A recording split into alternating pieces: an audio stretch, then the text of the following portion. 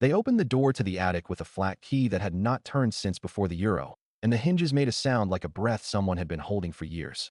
Belitz Hallstatten lay around them in a crown of pines and sand tracks, its red brick pavilions bleached to a friendly kind of melancholy by the Brandenburg light. The old sanatorium had been a lot of things: place of convalescence, wartime hospital, GDR clinic, halfway ruin with urban explorers' footprints like signatures in dust. But that spring the municipality had hired a small crew to clear the last usable spaces ahead of the redevelopment. The crew worked early to avoid the heat. They wore paper masks and carried metal thermoses. The forewoman, a 36-year-old named Lara Weiss, wore a narrow leather bracelet fastened with a brass stud and kept a chipped enamel mug of tea on the stair landing where she could see it when she came up. She'd learned to bring her own mug because she didn't like the smell of other people's dishwater clinging to her lip. The attic above Pavilion E smelled of dry wood and medicine, whatever medicine becomes after 40 years alone. The beams were thick as a man's waist. The floorboards had spread like old teeth. Near the northern gable, behind a low door that must once have opened onto a lift of linen, they found the boxes, 9 of them at first, then another 3 further back, 50 by 40 by 30 centimeters, hospital gray, with rope handles gone soft. Someone long ago had tied each with cotton tape and written a number in violet pencil on the lid. Lara brushed dust away with the sleeve of her jacket. The numbers were not sequential. The handwriting was generous and upright, as if prepared for inspection. She cut one tape with the knife she also used to slice apples. Inside lay stacks of photographs, bound in packets with stained rubber bands. 10 by 15, matte paper, black and white for the older, color for the newer. She lifted one at random, then another, then a third. The same girl looked back at her. 20, perhaps 22, hair dark and parted cleanly, eyes that did not glare at the lens so much as examine it. As if the camera had come to her ward on a visiting day, and she had decided this stranger was worth the politeness of looking. In one photograph, she sat in a plain hospital chair holding a book with a finger tucked between pages, as if about to be interrupted. In another, she stood beside a window whose paint had blistered, the light turning her hair to ink. In a third, she lay in a bed with the counterpane turned down precisely, a porcelain mug on the locker, and a spoon balanced like a punctuation mark on the saucer. The angles of her face changed with the light. The expression did not. "Same person," said Pavel, one of the crew, leaning over Lara's shoulder. "Looks like," said Lara. She felt the small electric patch of the brass stud against her wrist bone and twisted the bracelet once. She reached for another packet. More of the same.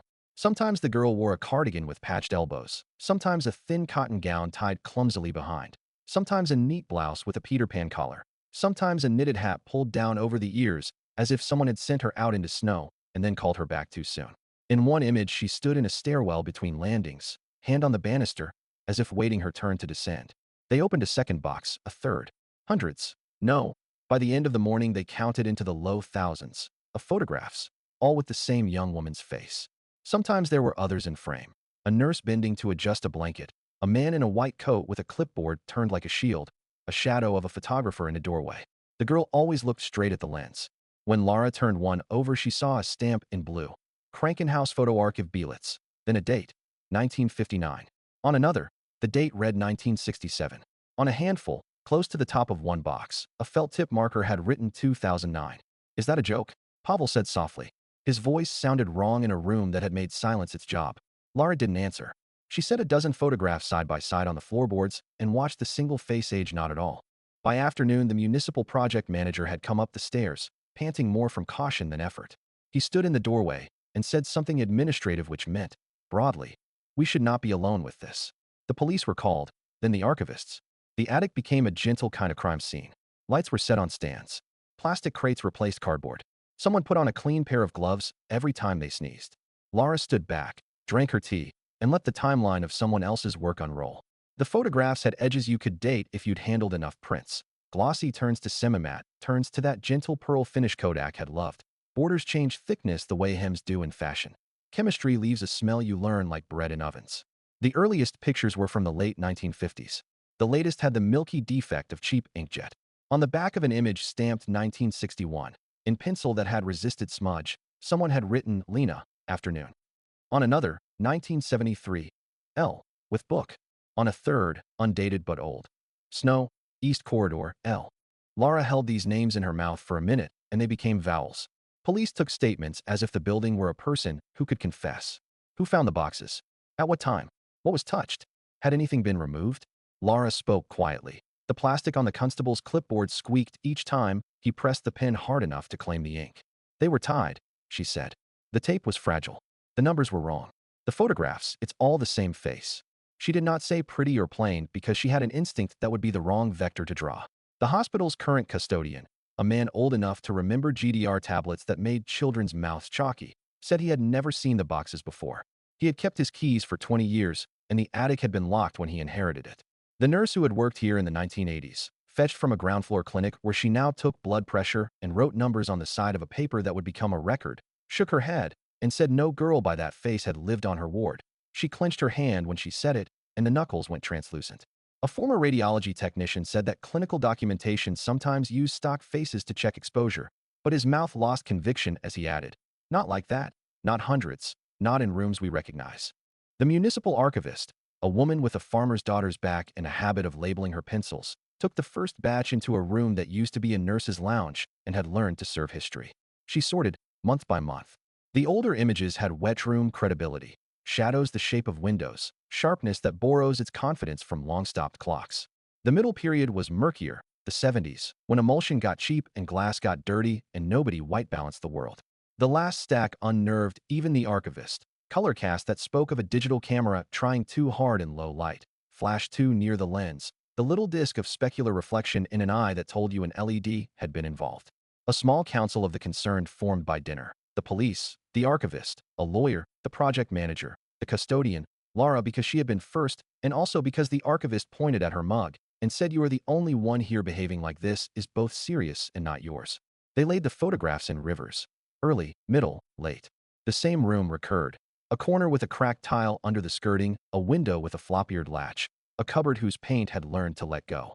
The same props drifted in and out. A porcelain mug with the hospital crest, chipped near the lip, a paperback with a spine broken a third of the way down.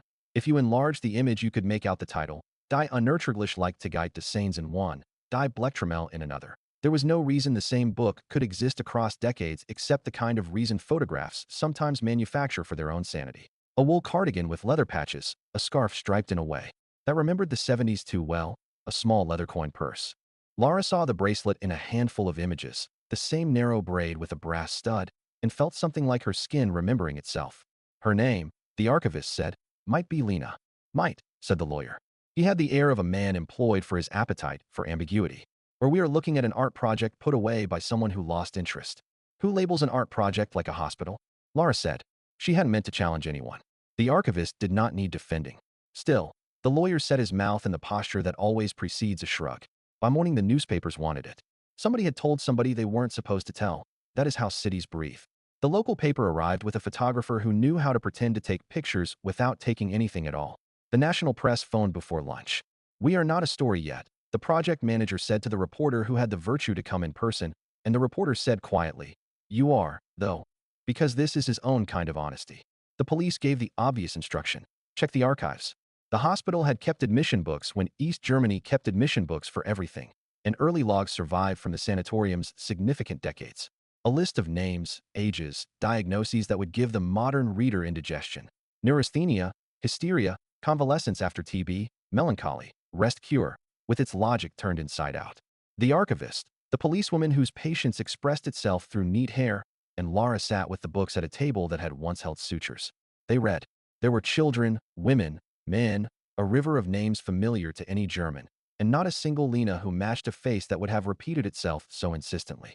There were Linus and Lynette and a Caroline who might have tried on the first 4 letters and put them back. There were surnames that could have curled under anything, but no one the registry could wed to those eyes. The dating of the late images caused the day to turn cold. A forensics lab took 3 of the most recent and, reluctantly, the SD card found at the bottom of one box rattling like a seed. Digital files have their own life stories, metadata, miss clocks, a camera model that canonicalizes even a lie.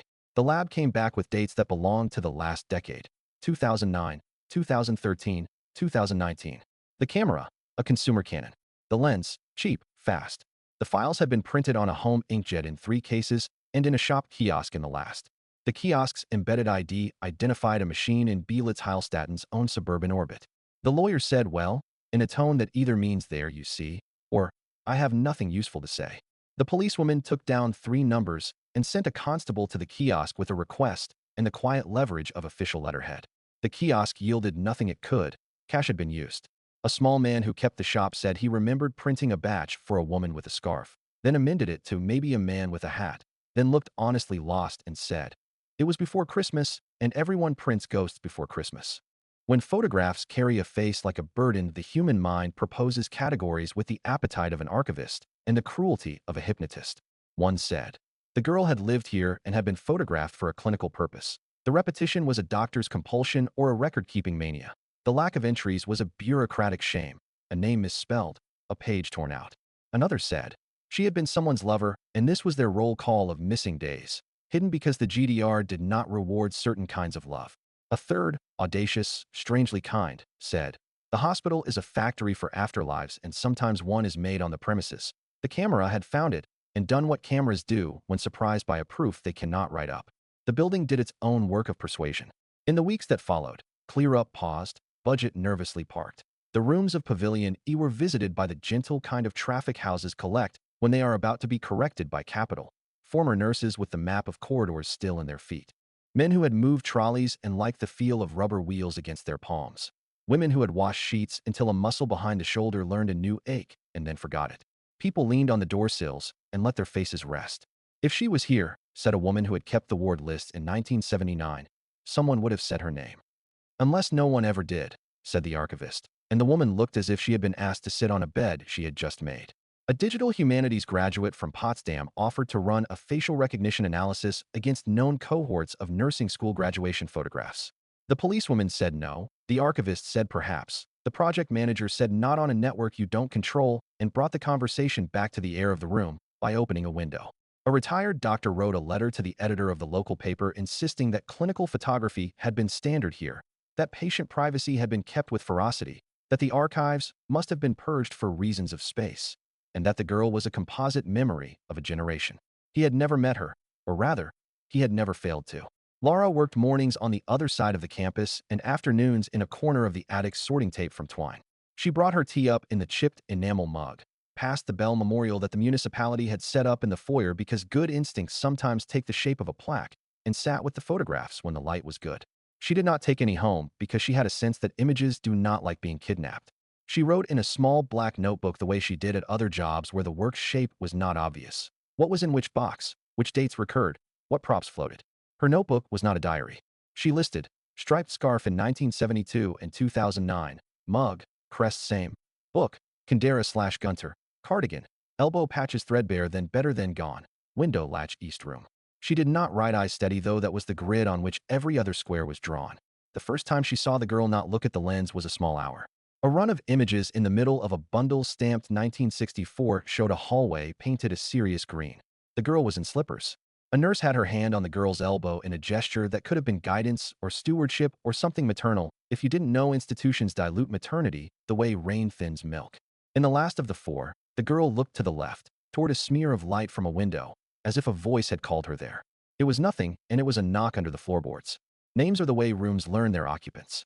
The policewoman said Lena when she had to refer to the subject. The archivist said the unknown girl, with the gravity it deserved. The project manager avoided a name, calling the photographs materials, one of those neutral words that begs for a warmer synonym and seldom gets it. Lara tried different names in her head and did not speak them. If the photograph had written L, it had done so modestly, like someone trying to warn you they were shy. In mid-June, a letter arrived at the municipal office in an envelope lined with blue. The handwriting belonged to a generation that had learned to write softly.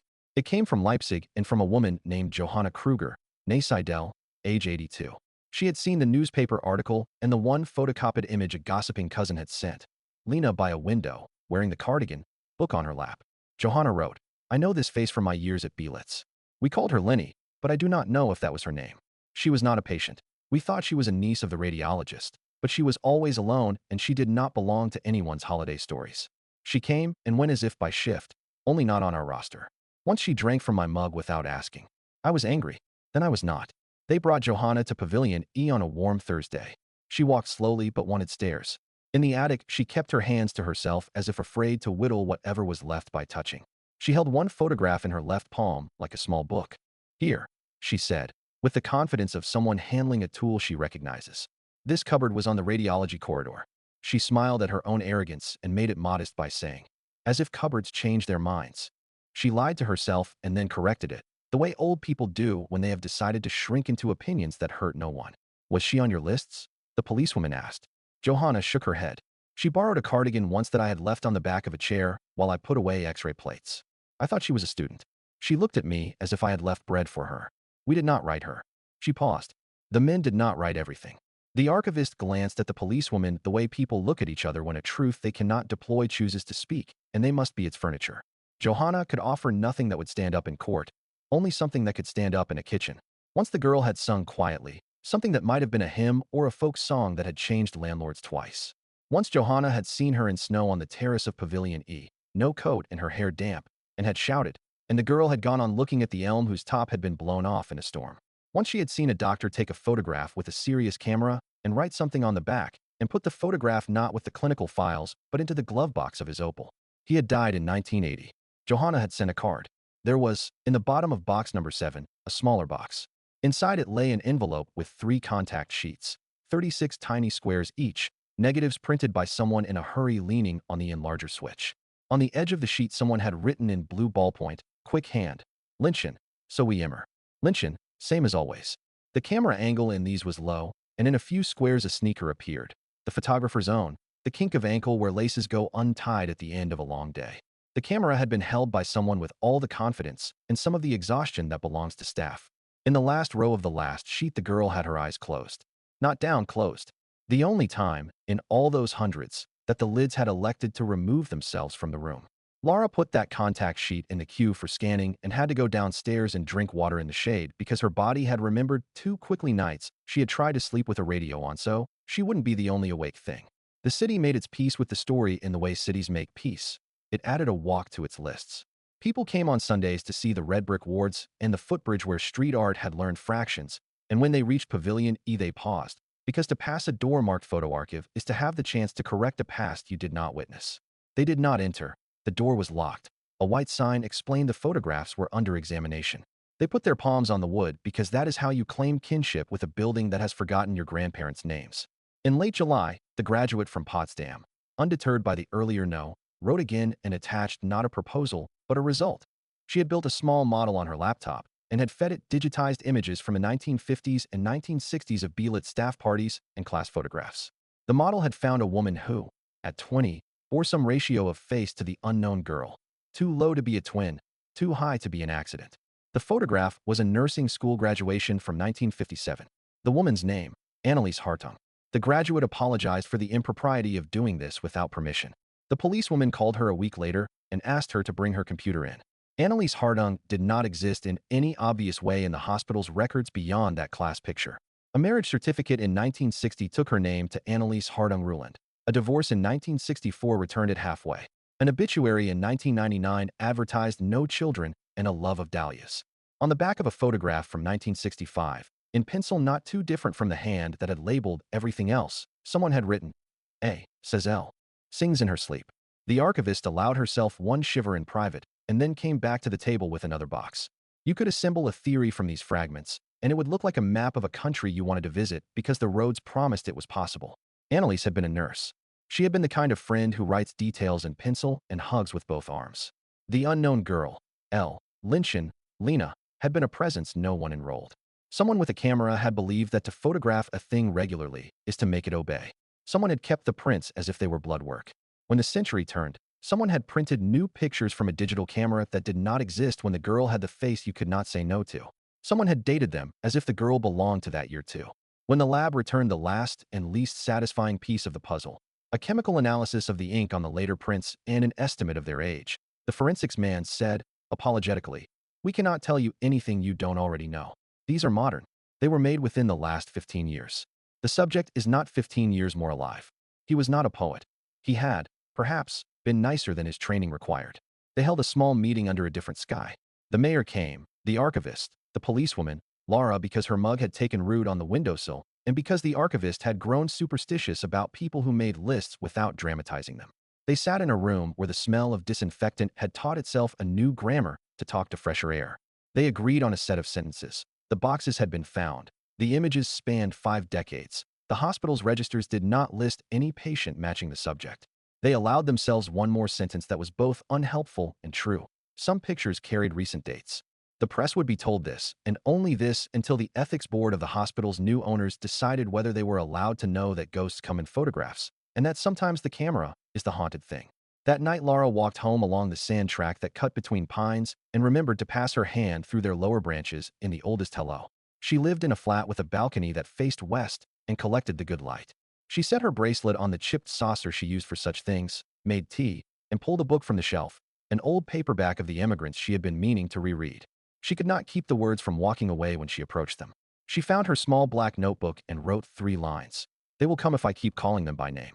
What we write when we do not know what else to do. The ethics of keeping a face. She slept badly and woke into a window of light that had stayed dependable even when she'd stopped being so.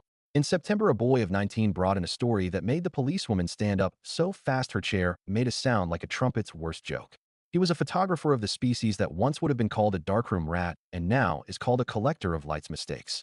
He had been in Belitz the winter before last. A friend had dared him into the grounds. He had climbed a fence. His confession came out like generosity because he was done lying. He had, he said, seen a woman in Pavilion E standing in a doorway where no doorway had been on the floor plan he'd printed from an urban exploration forum. He had lifted his camera. She had not moved. He had taken 2 frames. He had lowered the camera. She had not gone. He had said, Entschuldigung, because he had been raised well. The woman had looked at the camera as if it had been built for her. He showed them the frames on his phone. They were grainy, flared with sensor noise, the color wrong in the way cheap cameras get wrong under LED. The face was the face in the attic. The policewoman did not arrest him for trespass because the country works when mercy is not rationed. She asked him if he had printed the pictures. He said yes, for himself. He had used the kiosk near the station because his printer had clogged and he did not know how to unclog it, and the kiosk put a little border on that looked retro. He had printed 6, and 2 had come out with the date the kiosk's unset clock had chosen. In the full reach of days, this would be an ordinary explanation. In the present room, it was good enough to put certain demons back in their jars. The boy could not say what the woman had been. He could say he had seen her, that no one had been with her, that when he turned once more at the head of the stairs she had been gone. Like a decisive person, he said. He drank the tea the archivist offered him and wiped the rim of the mug with his sleeve because he had been told once to be careful of smudges. He left his name and phone number. He asked if he could see the other photographs. He did not insist when told no. He left the building the way people leave a church they weren't meant to enter but from which they have stolen a benediction. The discovery, and the explainable part, did not kill the unexplainable thoroughly. The kiosks had printed modern dates because kiosks do not know history. The boy had seen and photographed a woman in a building he had no permit to enter. His images had rhymed too well with the archive for anyone's sleep. The older prints remained. The girl who did not age remained. The registers stayed stubborn. Belitz Hallstatten had learned, once again, to contain more than an itinerary. They resumed the clearance in October. The boxes went to the archive the way tears go to a handkerchief in old novels. The attic shed other secrets a building is obliged to keep. Postcards slid between joists, roll call cards, a button, a strip of film burned in half by a careless developer. Lara worked slower than before. She walked the wards between tasks with her palms open by her sides, a ridiculous gesture that mattered mostly because she thought it did. She kept her mug where the light found it at 10, 2, and 4. She put her book face down only when the radio possessed by the custodian announced a song she liked, and she let herself stand still for its length. Her bracelet clicked lightly when she turned a door handle, and for a second that noise rejoined others of its kind. A brace of seconds, really, the way time sometimes gives change it owes from another transaction. On the last day of the contract, she went up to the attic to check the corners for nails. She carried her tea. The room had already started forgetting the summer's occupation. Dust learned speed when unobserved. She stood where she had first cut the tape of the first box. On the floor was a single photograph, as if placed there for her, though she told herself it had only slipped from a stack during one of the new archivist's neat panics. She picked it up by its edges. The girl sat in the plain hospital chair, book open in her lap. The title, for once, was legible, Die Ostwanderten. The girl's hand held a finger between pages as if she had been practicing being interrupted. The porcelain mug sat on the locker to her left, a spoon balanced on its saucer. On the girl's right wrist, a narrow braid of leather fastened with a brass stud reflected a small square of window light. Lara looked for a note on the back and found only the stamp and a date, 1993. She did not tell anyone. She put the photograph back in the nearest box and retied the cotton tape with the clumsy square knot her grandfather had taught her for parcels that needed to arrive looking as if they had been looked after. She did not tell anyone. She pressed her palm briefly to the box lid the way people do to coffins. She did not tell anyone the words she said out loud to the empty room. Words that in another country would have been a prayer, and here were the same thing with the vowels rearranged. Present. The redevelopment began in spring. Pavilion E kept its shell and learned new windows. The radiology corridor became studio space for a spine clinic. The stairwell where the girl had stood was stripped and painted and acquired a poster about core strength. The attic got insulation and a hatch that did not pretend. It would be rented to a startup in 2 years, and then to a man who wanted to sleep under the grammar of beams. The archive moved to Potsdam, where temperature does not make its own arguments. A small exhibition of the hospital opened in a side room with 5 photographs hung in a line. An orderly pushing a trolley in 1932, a ward in 1956 with a radio like a piece of furniture, a winter terrace in 1968, a staff party in 1974 with paper streamers that remembered rationing, the girl in the chair with the book. The caption for the last was precise and shy. Unknown subject, C. 1960s, 1970s, photographer unknown. One of hundreds. No matching patient record found. People stood in front of that photograph longer than in front of the others because it did not let them off the hook. A doctor who had trained here when the wall still cut the city in two squinted to see if the book could be identified and smiled when he read it. He had loved that book without understanding it and had not forgiven himself until much later. A woman with a child on her hip told the child, "Look, a girl who is on all the pictures," and the child said, "Why?" In a voice that meant, "Tell me a story that keeps me safe and makes the world large." An old man with a camera declared it a hoax and then leaned closer to see how good the hoaxer had been. A cleaner with a mug of tea in his hand nodded once and kept walking because sometimes the right way to respect a face is to leave it among its own props. In the new clinic, a physiotherapist wrote a small sign and taped it by the staff kettle.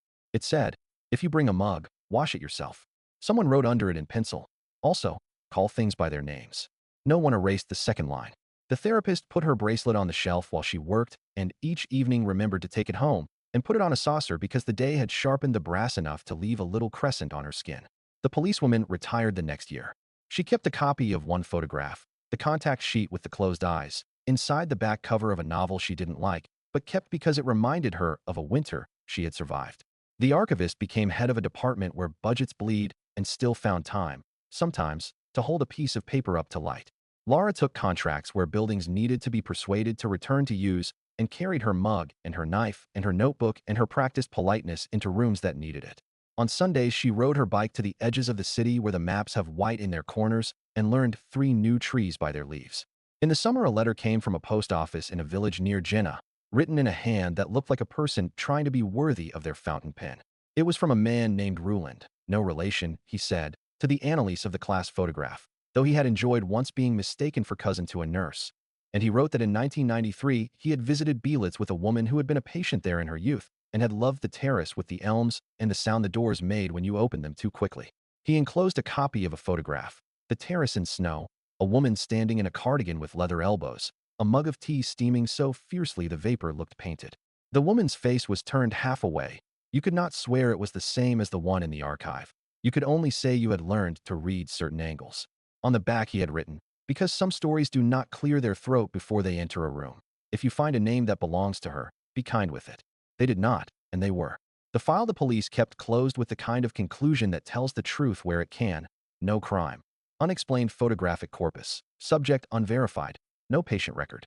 The archive wrote a tidy page for its catalog. Academics wrote a paper that made photographs behave as if they were testifying.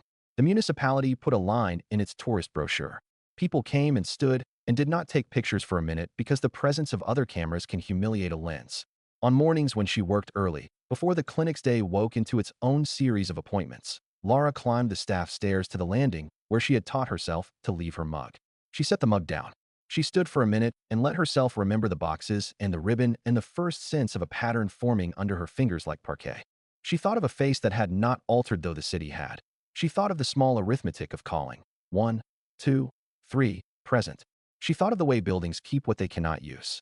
She picked up her mug and went to work. There is a thing you notice if you stand long enough at Belitz and allow the day to rearrange itself. Every window shows you 2 temporalities. In one you see the reflection of your own face and the trees behind you. In the other you see the room inside doing its best to forget you. If you are lucky, you will find a place where those 2 overlap for a breath.